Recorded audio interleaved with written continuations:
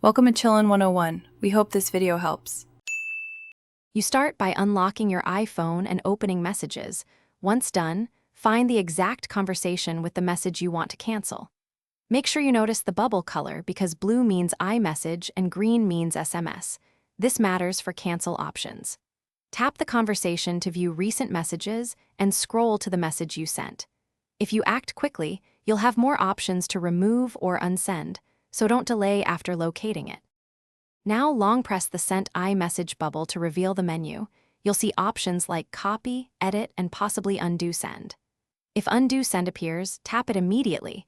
You have about 2 minutes to remove the message for everyone. If the message is green, SMS, or Undo Send isn't available, deleting only removes it from your device. It won't retract it from the recipient's phone. Make sure you act fast and confirm whether the bubble disappears or shows. Finish by checking the conversation to confirm the message was removed or replaced with a note.